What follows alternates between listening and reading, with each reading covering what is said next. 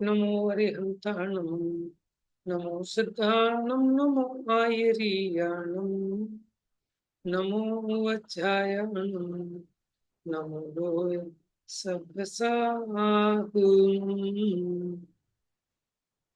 संग सद्वन्द्याणं त्रिभुवनहित मधुर विशदवक्ताणं अन्तातीत गुणाणं नमो जिनाणं जिद भवाणं।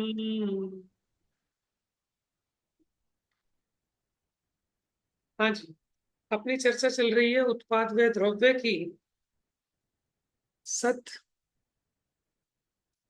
सतपने की, असतपने की, नित्यपने अनित्यपने की। ठीक है, परिणमता हुआ भी अपरिणामी है, अपरिणामी रहते हुए भी परिणमता है। द्रव्यार्थिक नय से पर्यायार्थिक नय से बौद्ध मत का निराकरण किया। अब जीवों को, अच्छा कल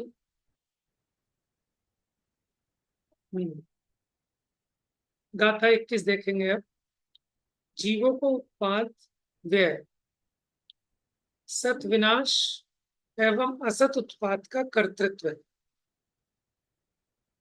माने जो है उसका नाश होता है और जो नहीं है उसका उत्पाद होता है, पर्यायार्थिक नहीं की अपेक्षा। एवं भावम भावम भावा भावम अभाव भावम च गुणपज्य ये ही सहितो संसार संसरमाणो गुणधि जीवो। इस प्रकार गुण पर्यायों से युक्त जीव संसरण करे, भाव अभाव भावा भाव तथा अभाव का भाव करे।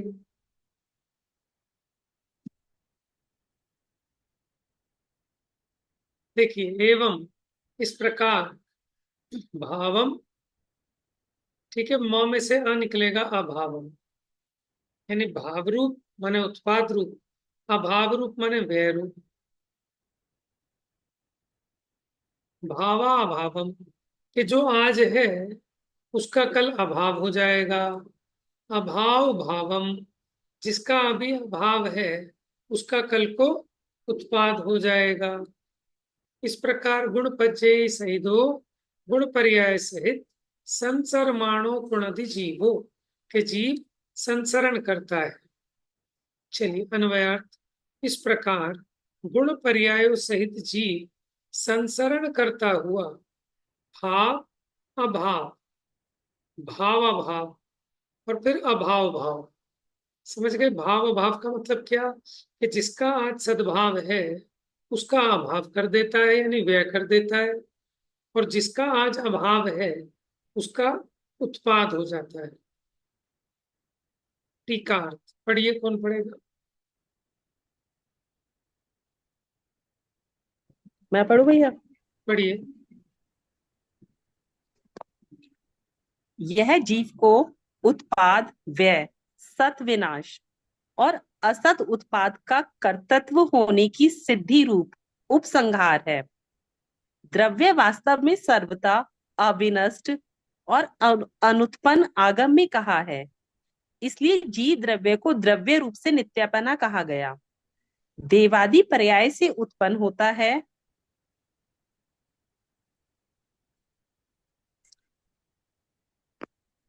हाँ जी। अब मतलब जो अपना विषय चल रहा था ना, एक तरीके से उसका उपसंहार है, उसको कंक्लूड कर रहे हैं। जीवों को उत्पाद व्यय, सत विनाश माने जो है उसका विनाश, और असत उत्पाद जो नहीं है उसका उत्पाद होने का, कर्तृत्व होने की सिद्धि करते हैं।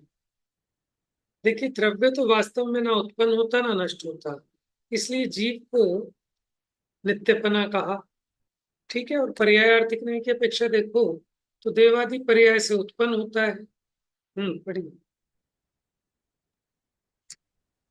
इसलिए उसी को, जीव द्रव्य को ही भाव का, उत्पाद का कर्तृत्व कहा गया है। मनुष्य आदि पर्याय रूप से नाश को प्राप्त होता है, इसलिए उसी को अभाव, व्यय का कर्तृत्व कहा गया है। सत विद्यमान देवादि पर्याय का नाश करता है, इसीलिए उसी को भावाभाव का, सत के विनाश का कर्तृत्व कहा गया है। और फिर से असत, अविद्यमान मनुष्य आदि पर्याय का उत्पाद करता है, इसलिए उसी को अभाव भाव का, असत के उत्पाद का कर्तृत्व कहा गया है। यह सब निर्वध्य है, निर्दोष है, क्योंकि द्रव्य और पर्यायों में से एक की गौणता से और अन्य की मुख्यता से कथन किया जाता है। वह इस प्रकार है। जब जीव पर्याय की गौणता से और द्रव्य की मुख्यता से विवक्षित होता है, तब वह उत्पन्न नहीं होता, विनष्ट नहीं होता, क्रमवर्ती से वर्तन नहीं करता। इसलिए सत विद्यमान पर्याय समूह को विनष्ट नहीं करता और असत को, अविद्यमान पर्याय समूह को उत्पन्न नहीं करता। और जब जीव द्रव्य की गौणता से तथा पर्याय की मुख्यता से विवक्षित होता है, तब वह उपजता है, विनष्ट होता है। जिसका स्वकाल बीत गया, ऐसे सत विद्यमान पर्याय समूह को विनष्ट करता है, और जिसका स्वकाल उपस्थित हुआ है, ऐसे असत को, अविद्यमान पर्याय को उत्पन्न करता है। वास्तव में यह प्रसाद अनेकांतवाद का है कि ऐसा विरोध भी सचमुच विरोध नहीं है। इस देखिए प्रकार षड द्रव्य की सामान्य प्ररूपना समाप्त हुई। देखिए, वैसे तो क्लियर हो ही गया होगा आपको कि जब द्रव्य की मुख्यता होती है तो वस्तु कैसी दिखाई देगी, ना उत्पन्न होती ना नष्ट होती। लेकिन जब पर्याय की मुख्यता से देखते हैं तो जो अभी पर्याय नहीं है उस रूप से उत्पन्न होती है, जो अभी है उसका व्यय होता है। इसलिए उत्पाद व्यय रूप पर्याय आर्थिक न्याय की अपेक्षा है। तो ऐसा कैसे सिद्ध हुआ? कि अनेकांतवाद से। क्योंकि वस्तु अनंत धर्मात्मक है, किसी अपेक्षा उत्पन्न विनष्ट होती है और किसी अपेक्षा उत्पन्न विनष्ट नहीं होती। अब इसी की तात्पर्य वृत्ति टीका पढ़िए। उत्थानिका। अब जीव का उत्पाद व्यय, सत का विनाश तथा असत की उत्पत्ति के कर्तृत्व का उपसंहार रूप व्याख्यान करते हैं। तात्पर्य वृत्ति। इस प्रकार पूर्वोक्त प्रकार से द्रव्यार्थिक न्याय से नित्यपना होने पर भी पर्यायार्थिक न्याय से पूर्व मनुष्य पर्याय के भाव का व्यय करके पश्चात देव पर्याय की उत्पत्ति के काल में भाव का यह देव पर्याय का उत्पाद करता है। पुनः भी देव पर्याय के छूटने के काल में विद्यमान देव भाव रूप पर्याय का अभाव करता है। पुनश्च मनुष्य पर्याय की उत्पत्ति के काल में अभाव रूप अविद्यमान पर्याय का भाव या उत्पाद करता है।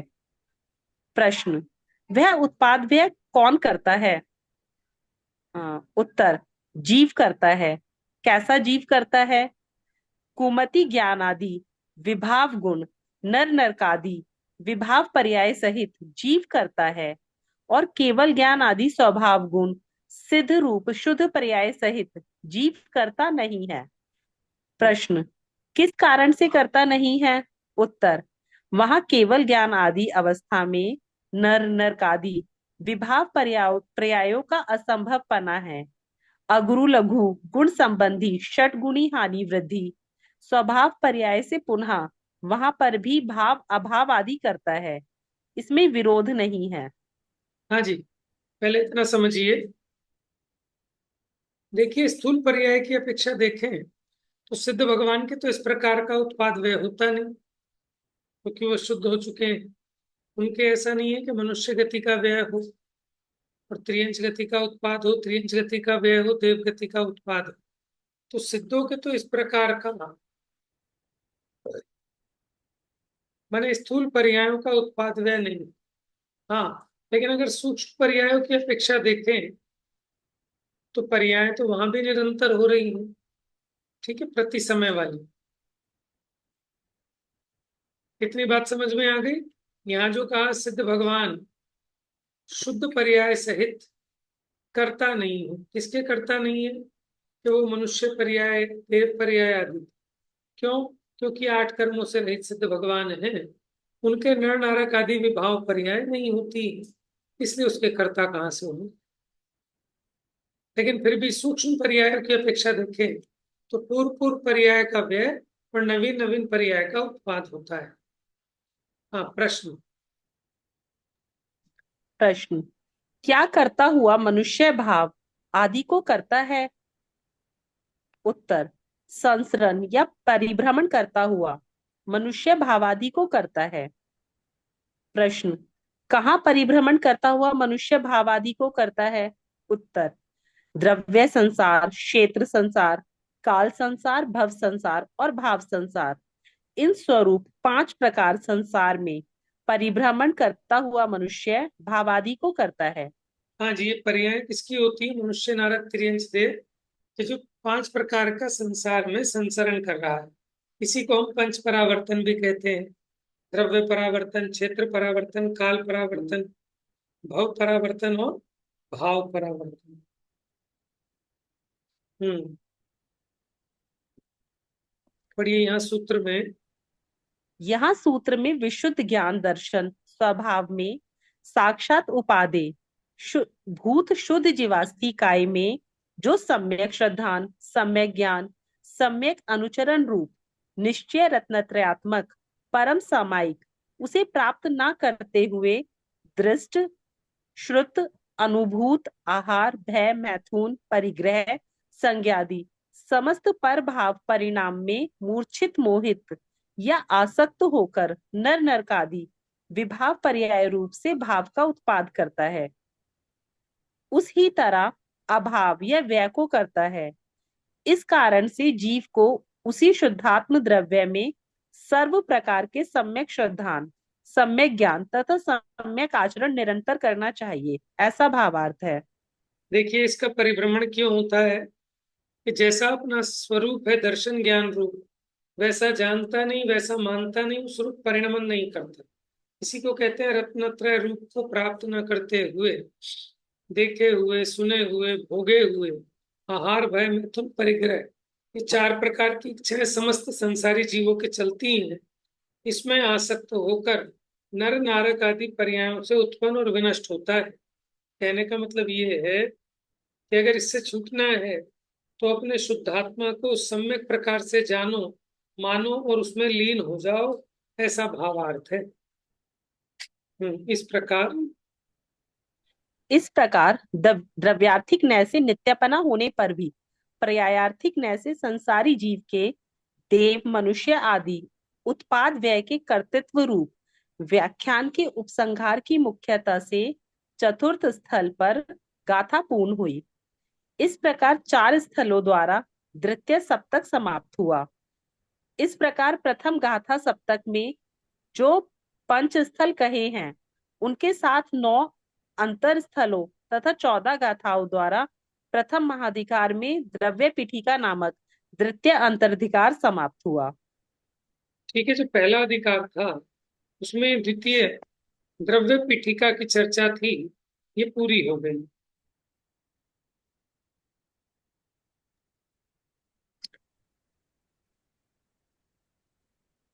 अब आइए गाथा नंबर 22 पर। 6 द्रव्यों में से 5 के अस्थिकाय पने की स्थापना। अब जो 6 द्रव्य हैं उनमें से 5 अस्तिकाएं हैं, कैसे?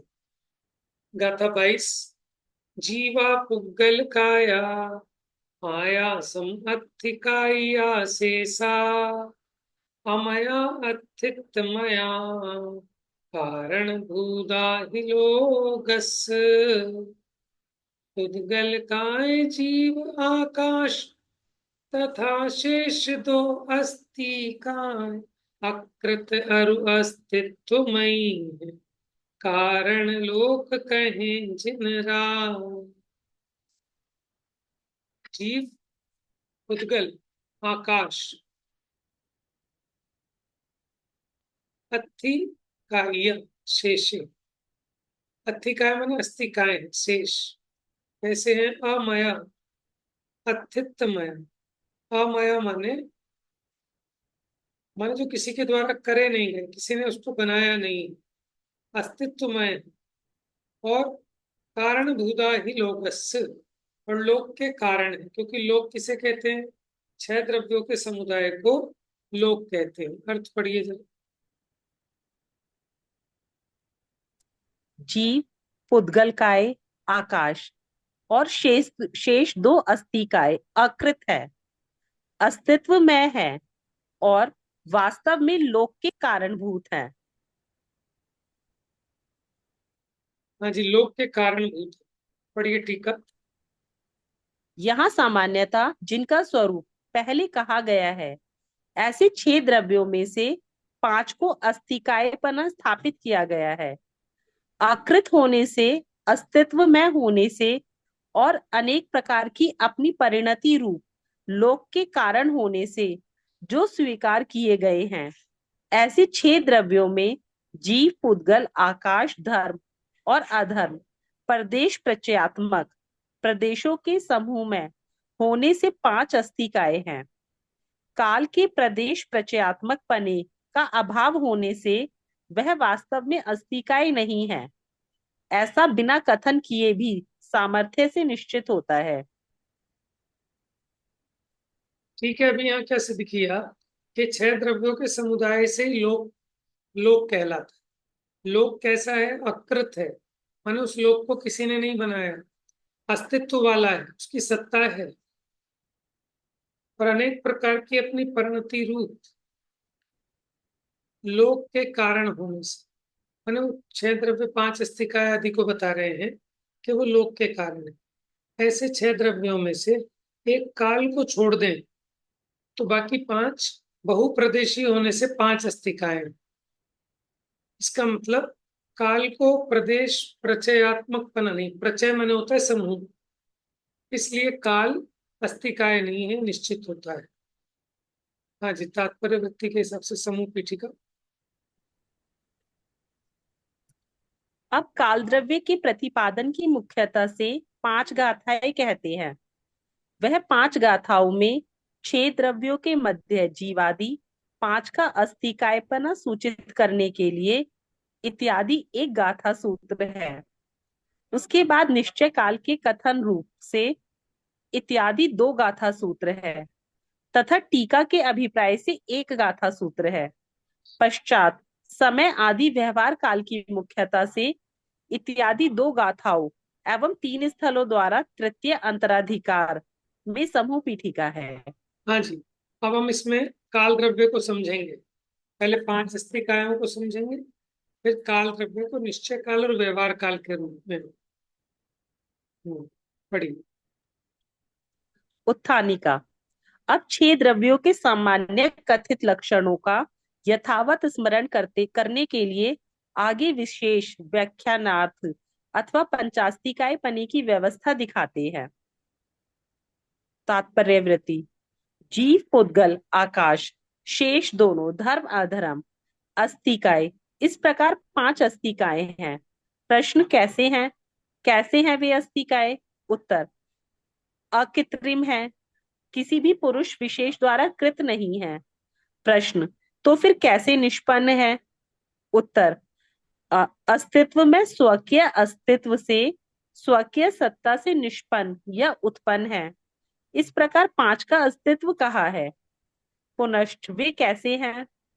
कारणभूत है, प्रश्न, किसके कारणभूत है? उत्तर, लोक के कारणभूत है। जीवादि षट द्रव्यों को समवाय या मिलाप ही लोक है, और वह लोक उत्पाद व्यय द्रव्य वाला है। उससे लोक का अस्तित्व दिखाई देता है। उत्पाद व्यय द्रव्य युक्त सत्य है, ऐसा आगम वचन है। प्रश्न, पुनः कैसा है लोक? उत्तर, ऊर्ध्व, अधु तथा मध्य भाग से शांश अर्थात अव्यव सहित पने के कारण कायपना कहा है, ऐसा सूत्र का अर्थ है।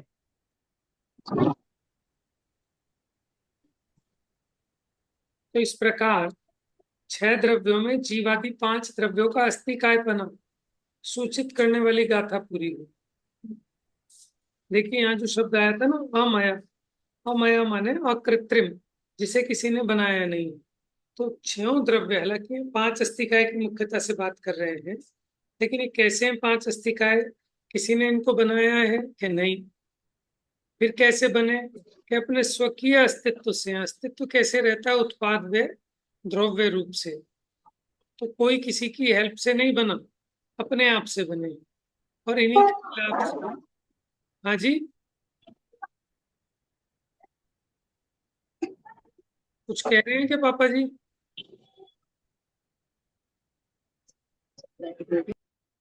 चलिए।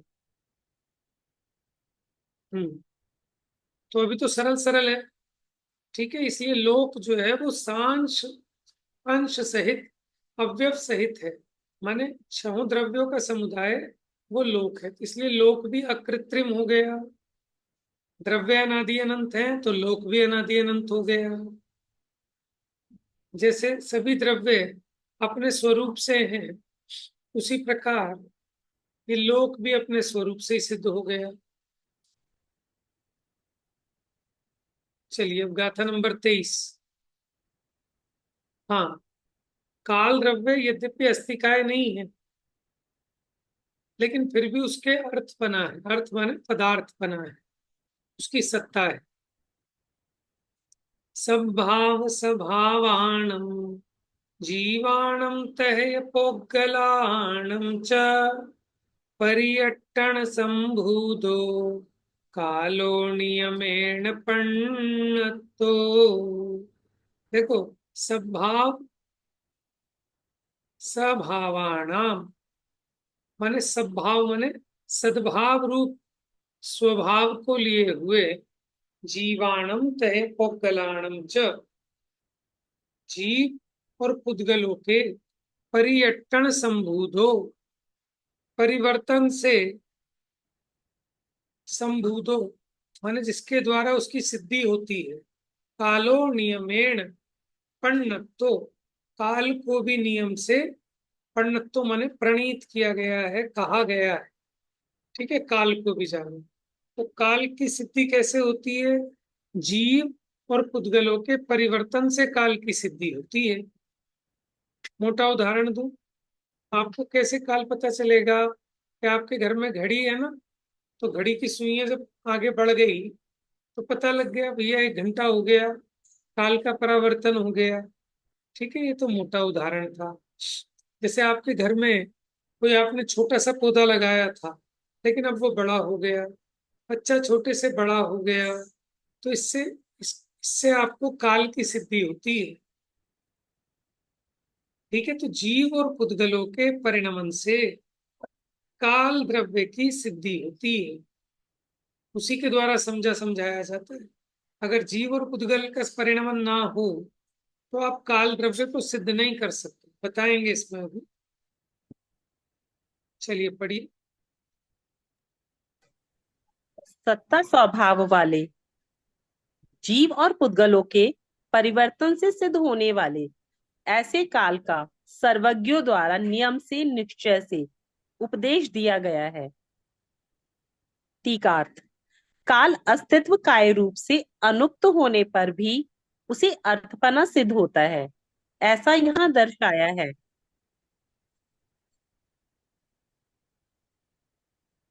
हाँ जी। ऐसा यहाँ दर्शाया है।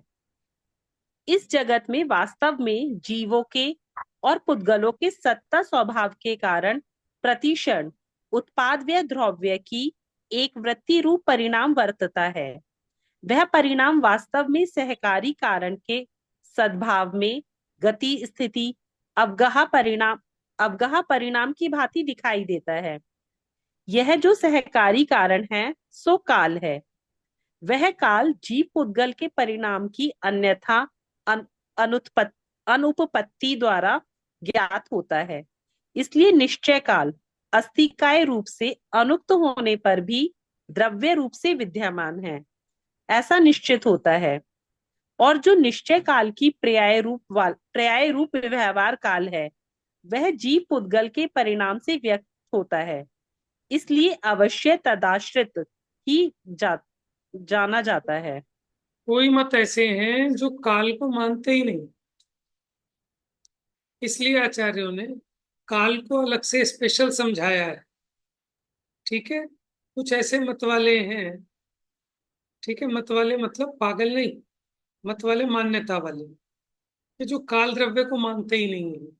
तो उनको पहले तो काल की सिद्धि कर रहे हैं कि जीव और पुद्गलों के सत्ता स्वभाव के कारण प्रतिक्षण उत्पाद व द्रव्य की एक वृत्ति रूप परिणाम वर्तता है।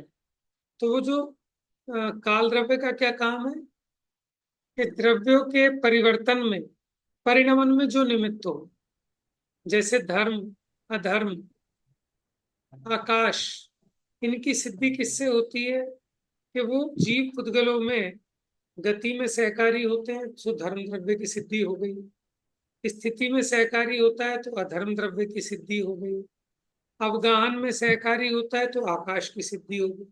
इसी प्रकार जो जीव और पुद्गलों के परिणमन में, परिवर्तन में सहकारी कारण है, वो काल है। क्योंकि काल के बिना जीव और पुद्गल में वर्तना नहीं हो सकती, परिणाम नहीं हो सकता। तो जीव और पुद्गल के परिणाम की, हाँ, तो काल जीव पुद्गल के परिणाम की अन्यथा अनुपत्ति द्वारा ज्ञात होता है कि काल के बिना जीव और पुद्गल में उस प्रकार का परिणमन सिद्ध नहीं हो सकता। इसलिए निश्चय काल अनुक्त होने पर भी, क्योंकि हमने पांच अस्तिकायों की बात की, अनुक्त माने नहीं कहा गया होने पर भी काल द्रव्य सत्ता रूप पदार्थ है। ठीक है, अपने आप में वस्तु रूप है ऐसा निश्चित होता है। अब उस निश्चय काल की पर्याय रूप जो व्यवहार काल है, जैसे घड़ी, घंटा, दिन, महीना, वर्ष आदि, वो जीव पुद्गलों के परिणाम से व्यक्त होता है। आपको कैसे पता चलेगा कि एक वर्ष हो गया, एक महीने हो गए? तो ये सूर्य चंद्रमा है, ये भी बाहर में जो दिख रहे हैं पुद्गल है, इनकी गति से, इनके परिवर्तन से। ये चंद्रमा छोटा सा दिखता था क्रिसेंट मून, अब वो फुल मून हो गया, तो उसको देखकर आपको पता लगता है ना कि 15 दिन हो गए, कि महीना हो गया। तो इस प्रकार जीव पुद्गलों के परिणामों से व्यक्त होता है। तात्पर्य वृत्त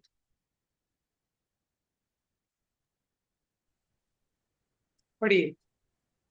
अब यहाँ पंचास्तिकाय प्रकरण में अस्तिकाय पने से अनुक्त होने ना कहे जाने पर भी काल द्रव्य सामर्थ्य से प्राप्त होता है, ऐसा प्रतिपादन करते हैं।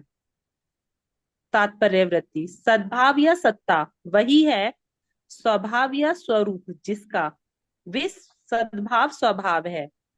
उन सद्भाव स्वभावी जीव पुद्गलों के अथवा सद्भाव स्वभावी होने से धर्म अधर्म आकाश को ग्रहण करते हैं। परिवर्तन होता है। परिवर्तन अर्थात नए पुराने रूप से परिणमन, वह परिवर्तन उत्पन्न होता है। इस कारण इस कारण से वह है परिवर्तन संभूत है। कालाणु रूप द्रव्य काल निश्चय से प्रणीत या कथित है। प्रश्न किसके द्वारा कथित है? उत्तर सर्वज्ञों के द्वारा कथित है। तथापि पंचास्तिकाय के व्याख्यान किए जाने पर परमार्थ काल के अनुक्त होने पर भी अर्थ से उसकी काल की प्राप्ति होती है, ऐसा भूमिका में कहा है। वह किस प्रकार घटित होता है? ऐसा प्रश्न होने पर उत्तर कहते हैं पंचास्तिकाय परिणामी है, परिणाम कार्य है। और कार्य कारण की अपेक्षा रखता है। वह द्रव्यों की परिणति या परिणमन में निमित्त भूत कालानुरूप द्रव्य काल है। इस प्रकार इस उक्ति सामर्थ्य से काल का अर्थपना प्रकाशित होता है।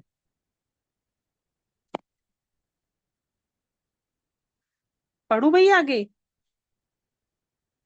हाँ, 1 मिनट इतना समझा दे।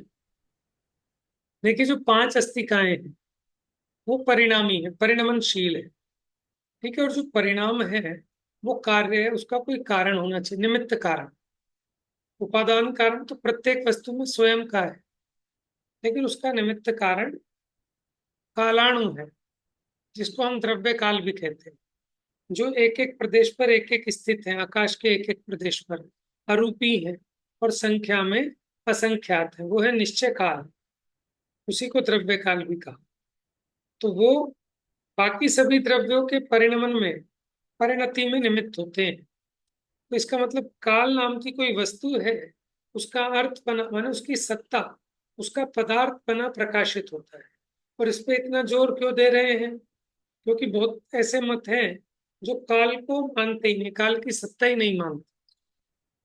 इसलिए यहाँ एक विशेष समझाया है सभी ग्रंथों में। हमारे यहाँ काल को विशेष रूप से समझाया है। अब कुछ विशेष कहते हैं।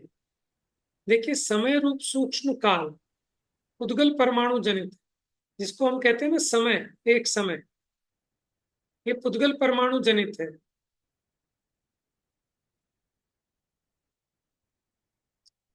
वह ही निश्चय काल कहलाता है।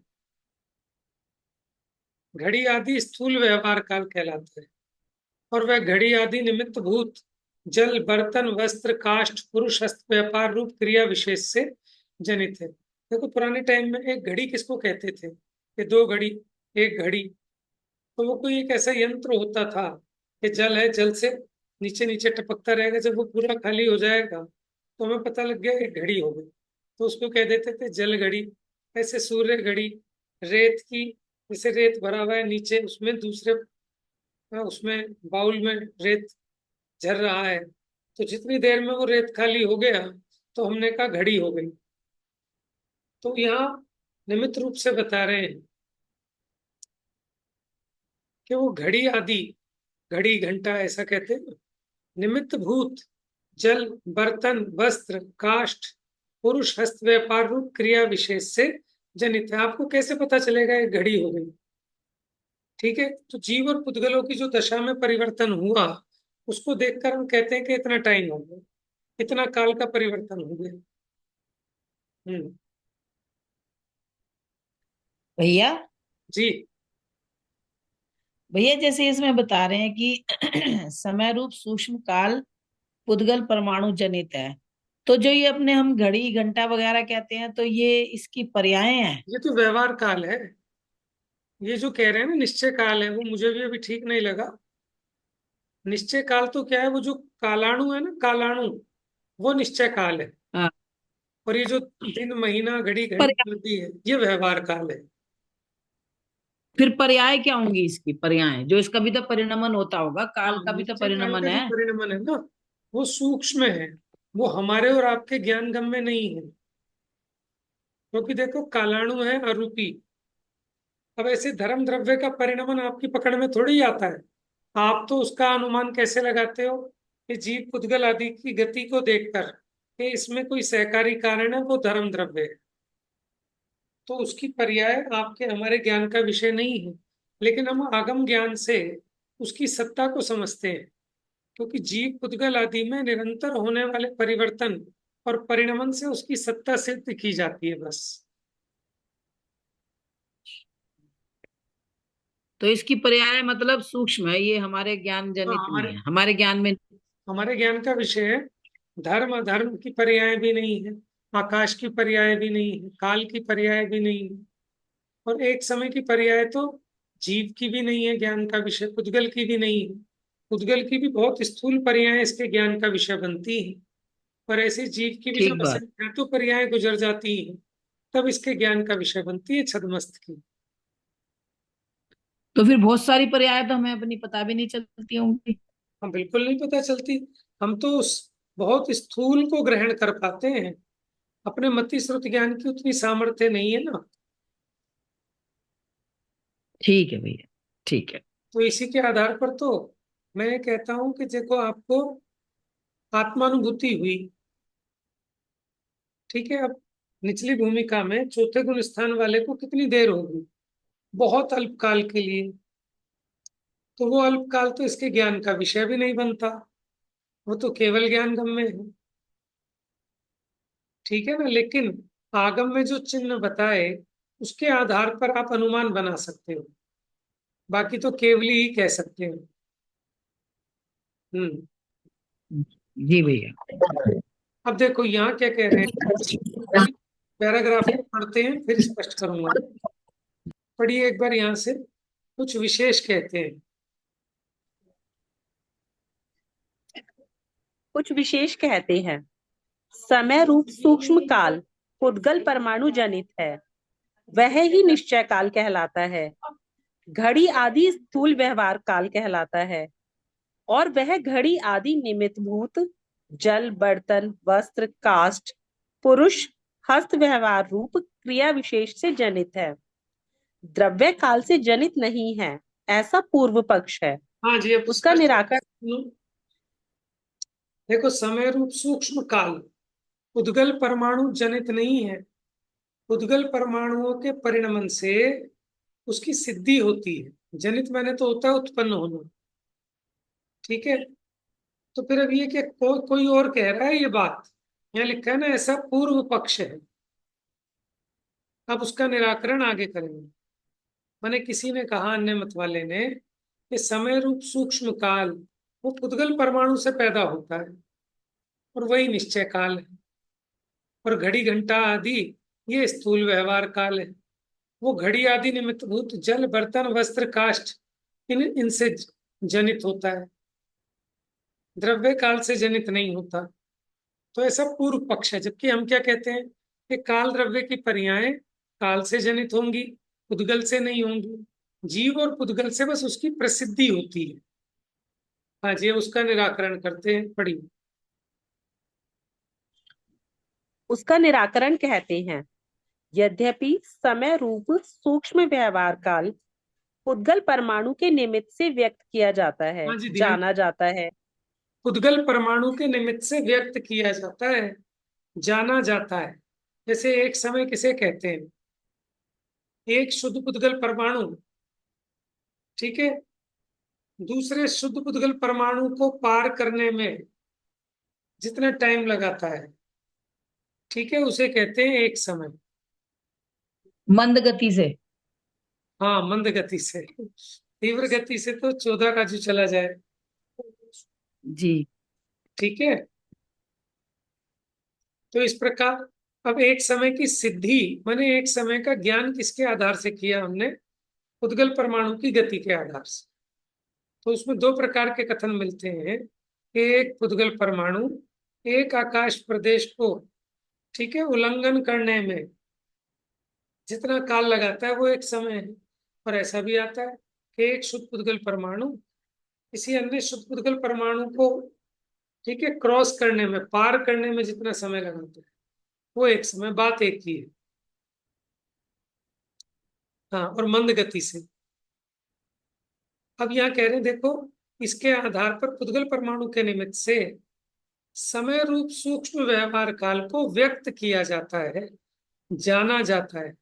उसकी उत्पत्ति नहीं होती पुद्गल से, उसकी उत्पत्ति तो काल द्रव्य से है। घड़ी आदि रूप स्थूल व्यवहार काल घड़ी आदि को निमित्त भूत जल, बर्तन, वस्त्रादि द्रव्य विशेष से